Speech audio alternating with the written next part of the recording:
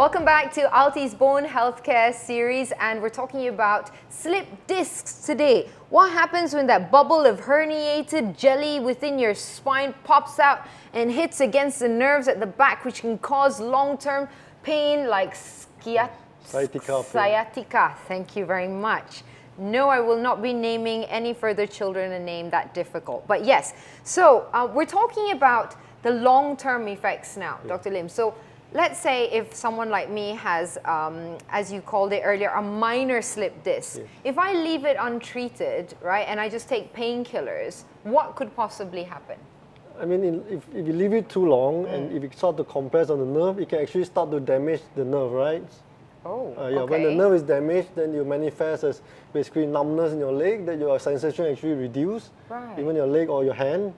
Okay. And also you can feel the weakness, because the nerve, you know that it helps to contract the muscle in your leg and hands. Yes. So if there's a damage in your nerve, it can lead to weakness and reduce numbness, which is reduced sensation in your leg or foot. And how bad can that get? Is there another level Yes, then? I mean, in worst case scenario, if all the nerve is compressed all together, it can cause a condition what we call as a cauda equina.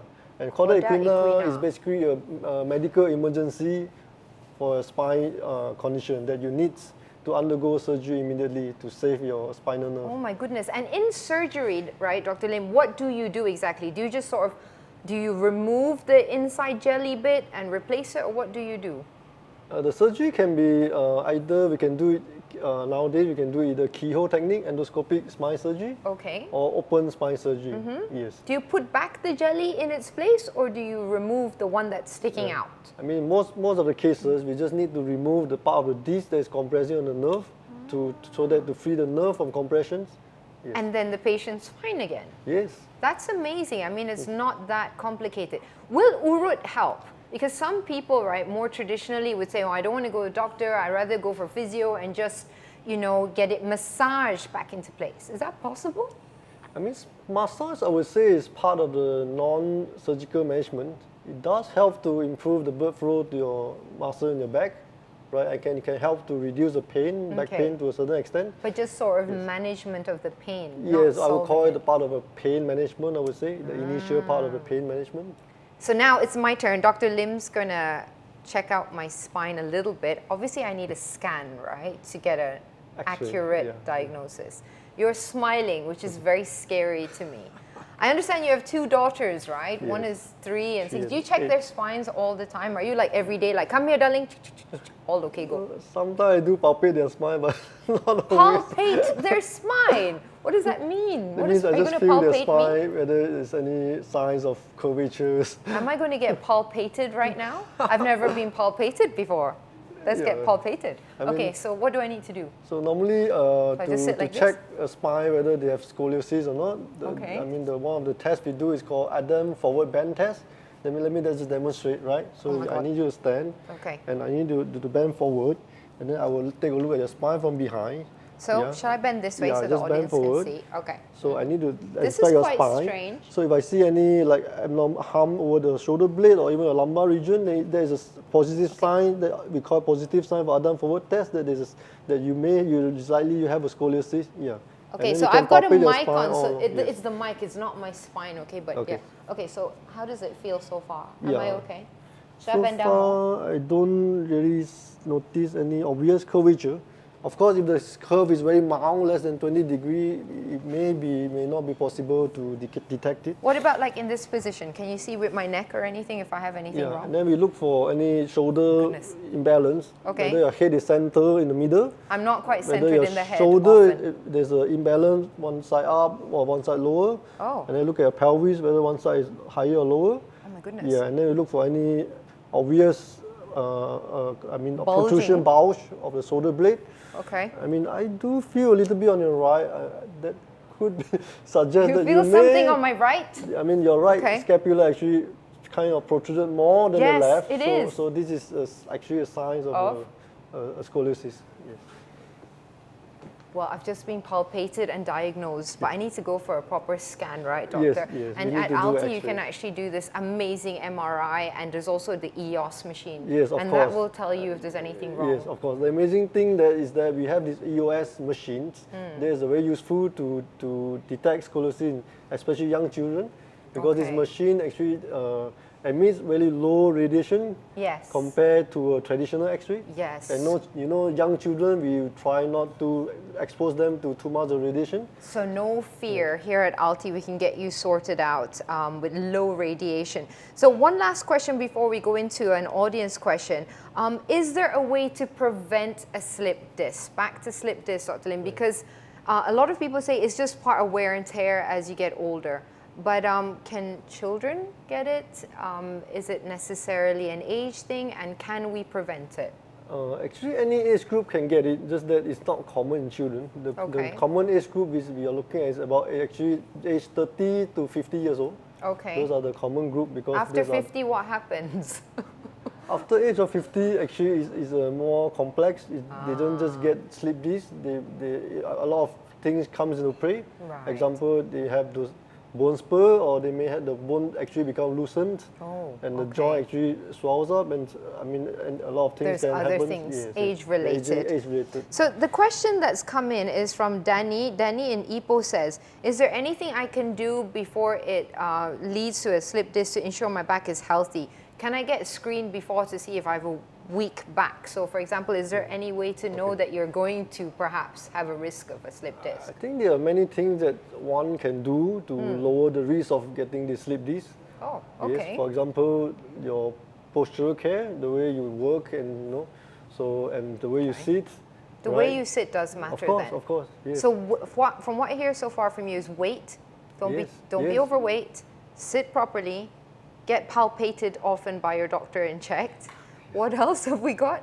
If you try not to carry heavy weights, okay. Actually, the weight that we recommend is just 10% of your body weight if you really need to carry. Okay. And the way to carry is very important, I think. Yes. So weight training and resistance training, does that affect somebody And then negatively? exercise is very important. You need to exercise regularly to keep your muscle toned. But if I'm doing weights, Dr. Lim, and that's heavy, is that good for my spine or not good then? Because sometimes I'm a bit confused because I could end up injured, maybe not. Yeah, so exercise is good, but just like any exercise or any sports, so you need to do proper warm-up and also proper stretching, so prevent yourself of getting injured.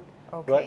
So these are some of the things you can do, Danny, to prevent and basically look ahead and prevent a slip disc from happening. So we're going to take a break and come back, and after this we're going to find out from Dr. Lim what he can do for you and all the other surgeons here at ALTY to help you with any of your spine problems, and specifically slip disc. See you in a bit. So it's very interesting to understand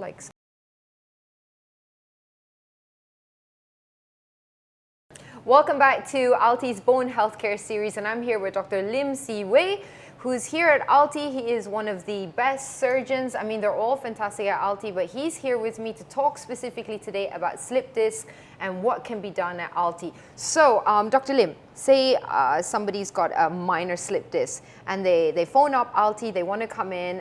What are the steps that will be taken? First step, so they come in, they get palpated.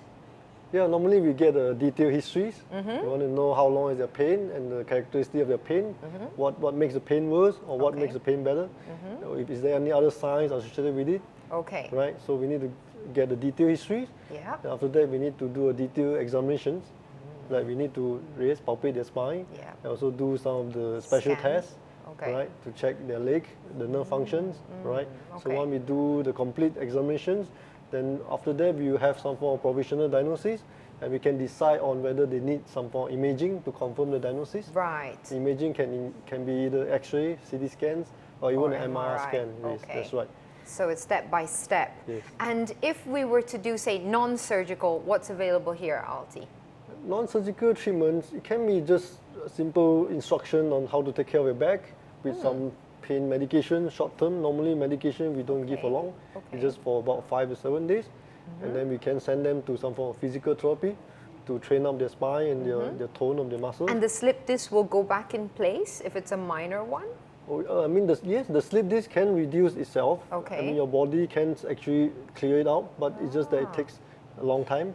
Right. Yeah, so I mean, if the pain can be managed and if the symptom can improve with all this physical therapy and exercises, then most of them, they don't require any more treatment. So rewinding a little bit to the different types of activities. So if you're sitting at a desk all the time, you're at the office, what are some of the things, Dr. Lim, that a person can do recovering with a slip disc to improve and speed up their healing? I mean, office work, you're doing desk job, it's very important to take care of your back. How? I mean, in past MCO for 2 years, a lot of people are working at home. Yeah. And they don't have a proper desk, they work in their sofa or even on their bed. Yeah. So those are the times we actually holding see the phone. more patients coming with Right. neck pain, back pain, or even sciatica pain. Okay. Right, yes. Yeah. So proper office, the way you do your work is important. Okay. The way you sit, you need to adjust the table height and your computer height, right? So that you don't need to strain your neck downward. Yeah, because most of us are like this, right? And your back, you don't slouch, right? You Okay. need to sit up Sit up straight. Basically, until somebody should observe you from the side, that your ear, shoulder, and pelvis should be aligned. Yeah. Right? And that's not it. Once you do that, you need to stretch out every 30 minutes. Stretch every Right, 30 minutes. 30 So what minutes. kind of stretches? We're talking Simple about stretching. necks You can or- just stand on neck, simple stretching, 5 seconds, 5 seconds. Yeah. And then your back also, you can just stretch with your, stretch out your hamstring, your back. Yeah. Just a simple office stretches, we call them.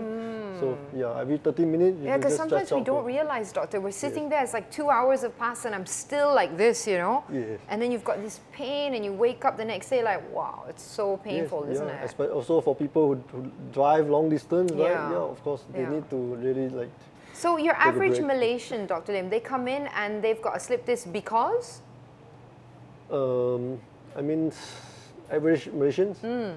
I do see. I think 30% of them would be like office workers. Right. Yes. and Amazing, right? You would think that it would be something more like manual related laborers, but it's office workers Yeah. coming in with slip discs. That is very interesting. So we really got to take care of our backs and our spines to prevent this.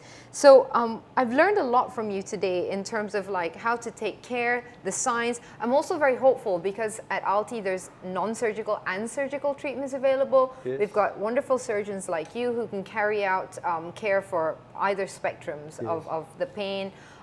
What about painkillers? Last question. Long-term taking painkillers, because some people genuinely are afraid to do surgery. Is it possible to just keep taking painkillers, and what are the effects of that? No, painkiller actually is not meant for long-term use. If you need a painkiller for more than 2 weeks, that means you need some other interventions. Wow, okay. That's why we call it a step-up treatment. Right. So if you have failed the non-surgical treatment, Yeah. like for a week or even 2 weeks of pain medication, and if you have failed like 3 or 4 weeks of physical therapy, that means you need more advanced treatment. You need to level up Right. basically in your treatment. Yes, that's right. Does it take a long time to recover from surgery if somebody needed to, Dr. Lim? Like if I had surgery for a slip disc, how fast can I get back to work? Actually, nowadays our medical advancement is quite advanced in terms of technology, right? So now, you heard of this keyhole surgery, Yes, right? yes. For people who do their abdominal or For even many types of gynecological surgery. surgery. Even spine now, we are moving towards